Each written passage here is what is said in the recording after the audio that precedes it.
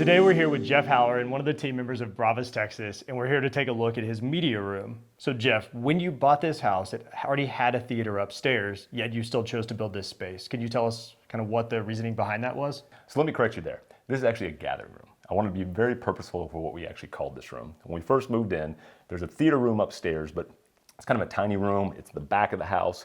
I've turned that into kind of like a kid's gaming room. They can hang out up there, they can play their games, they can hang out with their friends. I wanted my theater, my gathering room, to be somewhere where friends and family can come over to watch the ball game, movie night, somewhere that's kind of light, airy, open space that's kind of off the kitchen where we can all hang out and enjoy ourselves. That actually sounds like the way most people probably want to use their theater, and maybe why a lot of people aren't putting theaters in, because it is that space that's off to the side of the home that they never really used, but you've kind of found a way to take that same idea and make it more purposeful for you. Yeah, most definitely. So this house, or our previous house, it had a theater room upstairs. So we'd have people over, it'd be the Cowboys game, we'd want to hang out and watch it, but hey, let's go upstairs. And be like, I'm okay, I think we're all right, we'll just hang out down here, and you end up watching the TV in the living room. So because of that, when we moved in here, it didn't have a downstairs media room, but it had a formal living room. So that formal living room saw a little bit of the vision of what we could potentially do with it, and that's what we ended up doing with here. Awesome. It sounds like a really good use for your family. Let's talk about the equipment you used to get there. So let's start with the screen. What size screen did you use here? So I went with a 133-inch Screen Innovation Zero Edge screen. We wanted to make sure it's very clean looking. It's got this small bezel around it. Looks like a big TV on the wall. Right when you walk in the front door of this house, this room's off of that. Sure. So we wanted to make sure it was very aesthetically pleasing. Also went with an acoustically transparent fabric. The goal there was to be able to have as good as speakers as possible, but to be able to hide them and not be able to see them in the room. So you're able to have a full theater experience in this room, but it doesn't look like a traditional theater with speakers everywhere. That's it. There's no doubt about it. That was the goal, right? We wanted to make sure, okay, cool, we can hang out in the ball game. We can hang out with the ball game. Everyone's in here watching. But if we wanted to turn on a movie Friday night, Saturday night, we could definitely crank it up and you could hear it. Awesome. And let's talk about the projector that you used in this room. Projector's right in front of a pretty big window, so I'm assuming you went with something fairly bright? Yeah, we went with an Epson LS12000. Wanted something that was a laser projector that has very high brightness on it. So that was kind of the best for what it could be. Also, where we placed it, we hid the projector, so it had to be a little bit higher. So the Epson LS12000 is very good on being able to do a lens shift to get it to where it needed to be on the screen. Awesome, which again allowed you to still have a room that looks really nice, but functions perfectly as a theater. Exactly.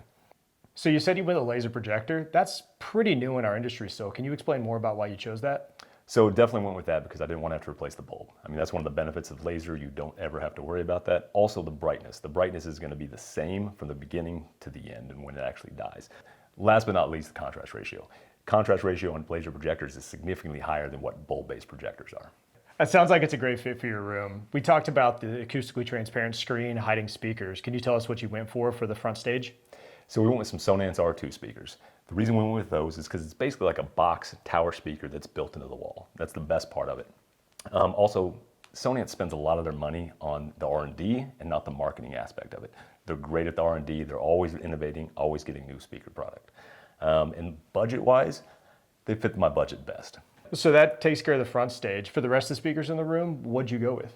So we went with Sonance R1 to do for the surrounds and the Atmos channel. So this room is a 7.2.4. So we've got the 3 R2s up front, we've got 4 R1 surrounds here, and then 4 R1 ceiling surrounds up above. The 2 channels, we've got James Power Pipe 12-inch subs in here. So we don't see a lot of the power pipe subs in most theaters. Can you tell us a little bit more about that and why you chose it? So those are my favorite part of this room. I mean, again, it's something that we can eliminate the black box. We don't have them in the room, but it also can power this room and make it go nuts. And those little air conditioning vents that I see up there, that's all you see in the room from the power pipe? Yeah, there's one over here and one over here. That's it. That's all you can see. They're in the attic, suspended between rafters, and they're isolated from the rest of the room. So no shakes, no rattles. So those are like 12-inch subs, but all I see is this little AC return in the ceiling? Yeah, I got 2 12-inch subs up there with just an AC vent. That's all you can see. That's awesome. Yeah. And then for the electronics that powers everything, what'd you choose there? So we got an audio control. That's one of our favorite manufacturers. We love using them. They're American made. They're the best. So we went with an AVR 9. It's getting a little bit old in the tooth. I think my next step may be some separates, but as of now, AVR 9. Love it. Awesome. And then the sources you use most of the time, you just watching Apple TV, something else?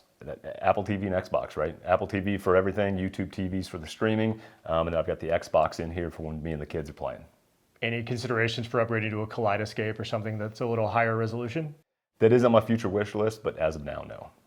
Yeah. So you said your goal for this room was the aesthetics, that it would look nice in this space. Let's talk about how you got there. What did the room look like when you moved in? So this is a formal living room. So there was no downstairs media, anything like that. 14-foot high ceiling, just kind of open room, kind of a walk-through space. My office is over here. It was gonna be dead space. There wasn't gonna be much you were gonna do with it. You'd probably put a couch and no one would ever sit in it. So kind of wanted to do something different with that. So what we did is we took the ceiling and lowered it down to 10 feet in the middle and then 9 feet on the side. That way it created a lower sound stage so that this room would sound a little bit better. Also allowed me to take the projector and hide it in front of that big old window back there. Yeah. And then the front soundstage here, what'd you do to this wall? So this was basically just kind of a flat wall. I stole this. We had a client that did something very similar to this. So took a picture of it and had this picture hung up on the wall for the construction guys and see what was going on. So put a column on each side and then built this little shelf down here. It looks great. And speaking of looks great, you have acoustic treatments in here that look really nice in the room. What are those? So those are Art Novian acoustical panels. Didn't know exactly what to do in here, right? Do you put artwork on the wall? Do you do something along those lines? But I think because of the room, the shape, we wanted to do something to kill some of the reflections. So we put the acoustical panels here and on this side. Well, it looks fantastic. So let's talk about what you think you did wrong, or what would you do differently if you were to do it again? More subs? Yeah, I mean, I think add more subs, obviously. You can never go with too many subs. Yeah. I think the one thing that it's basically kind of a limitation of the room is the seating placement, right? Because of the shape of the room and how we set it up, the sweet spot is a little bit in front of where that back seat is. So it still sounds great, but there's a little bit of a drop off in the audio quality. I guess that is one upside to that dedicated home theater is you can kind of not take aesthetics as importantly and make sure that all of that works, but now you have a space that you use a ton and it's lit like it. Can you tell us, I think you said that there was a mistake you made with the sconces or something you would have done differently there? Yeah, so again, I told you about the picture that we copied of the client's house. So I kind of did the exact same thing that he did on the front wall. The sconces I went with though, they've got too wide of a dispersion pattern. So you can see it, you can actually probably see it on here on the back. You can see it's kind of lighting up that screen. So I probably would go differently on the sconces. At some point in time, I'll probably change those out. But yeah, that's definitely something I should have done differently. Okay. And then things that you think you would do again if you did it? Are there any things that stand out as like, besides the James PowerPipe subs, are there any things that stand out as like, yes, this was a great decision. I'm really glad I did this? I mean, I think the best part about it is just where it is in the house, right? I mean, it's somewhere where you walk in, it's right off the kitchen. It's got a giant window in here, so there's a lot of light in this room. It's not something that's going to be a dark dungeon. So yeah, I think that's something that if I ever had another house, I would probably do the same thing.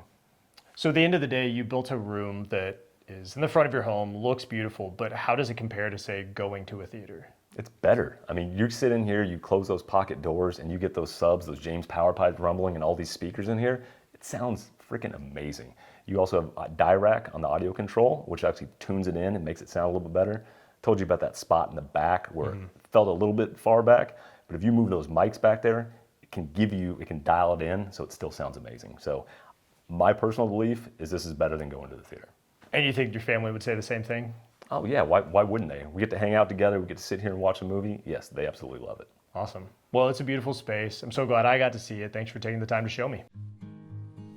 For me, I love how this room serves as not just a place for us to come and watch movies, but it's also a place for us to just spend time together as a family. So whether that's watching sports, our favorite shows, even playing video games together. I also love the big window, which I know isn't part of a typical media room, but it allows so much natural light in during the day, which goes along with us really trying to make this room feel like it's part of the house and a room that we actually use, which we do. We use it every day. And at the same time, we do have the ability to close the motorized shade and the pocket doors and really transform it into more of a typical media room when we want it to feel that way.